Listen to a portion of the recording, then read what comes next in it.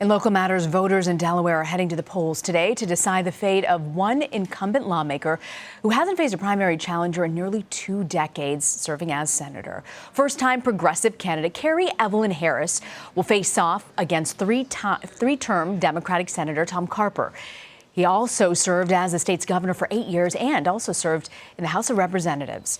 If Harris wins the nomination, she could potentially be the first openly LGBTQ person of color to serve in the U.S. Senate. For more on this closely watched race, I'm joined by Nancy Karibjanian. She's the director of the Center for Political Communications at the University of Delaware, and she joins me now from Newark. So I want to start here with this Democratic Senate primary. Kerri Harris, endorsed by both Senator Bernie Sanders and, of course, incoming Alexandria Ocasio-Cortez from the House. She's facing off against a candidate who's actually been in the political arena for more than 40 years. So given how this primary season has gone down, how likely is she to snag this seat? Oh, I'm not willing to even predict that because it's a very unpredictable day for a primary in Delaware. We've never had a Thursday primary before. It's also triple-digit heat index out there. And I've heard from people that it's slow at the polls. So it's going to come down to the turnout, whether that turnout is for her or for Senator Carper. That's how it's going to tip. Nobody expected Mike Castle to be voted out in 2010 in a primary, and I think a lot of people are now scratching their heads and wondering what could very well happen today in Delaware. You know, Nancy, you've been watching politics for some time. Are you surprised about how we're seeing, I don't know what the political term would be, if it is actually a wave or not, but there are certainly surprises that have come in primaries the course of this season. Are you surprised as someone who's watched this?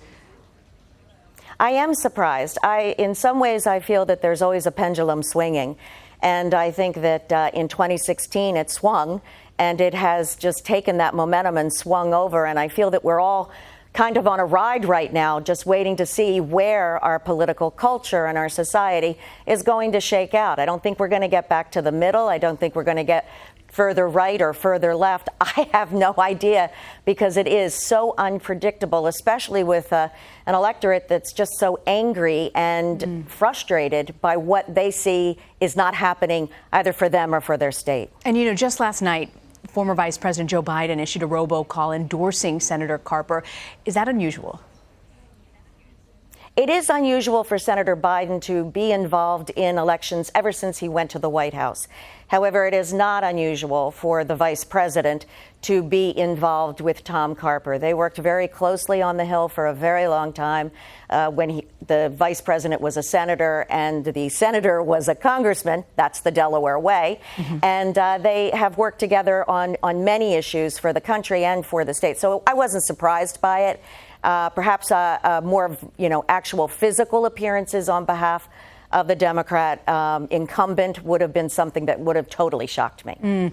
So Carper is actually the only remaining Democrat in the Senate who voted to confirm Brett Kavanaugh when he was up for confirmation back in 2006 for the D.C. Circuit Court. Is that sort of decision, that vote, playing out in this race at all?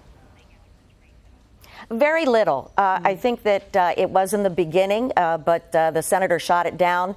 And Kerri Harris has moved on to other ways to, pinpoint things within the record that she could draw attention to. Mostly the fact that she's going for the fact that she's a newcomer, an outsider, and he is a part of the old guard. It's sort of the old age issue, but with new definitions. Interesting to hear you say that. Nancy, walk us through this, the Republican side of this race. What can we expect, and who are you watching? Well, it's very interesting. There are 2 candidates on the Republican side. Delaware Republicans have only 2 statewide offices. It's all Democrat here. So the fact that there could be an upset on the Democrat side with the incumbent, if you look toward the Republicans, you have a Sussex County, which is the lower county in Delaware, along the beaches. You have a county councilman or a city councilman there who actually stumped for Trump 2 years ago and coordinated part of that campaign. And then you have a northern Delaware candidate who also is a out LGBTQ candidate, openly declared candidate. So think about what could possibly happen here for a state that hasn't usually been progressive. This could be, a very interesting turn of events heading into November. I will know quickly because Delaware turnout is always very low in a midterm especially. So I think that we'll have our vote count very early on this evening and know what's happening. Interesting to hear you say that. Interesting to hear you say about the heat. Weather does affect turnout. So we'll see.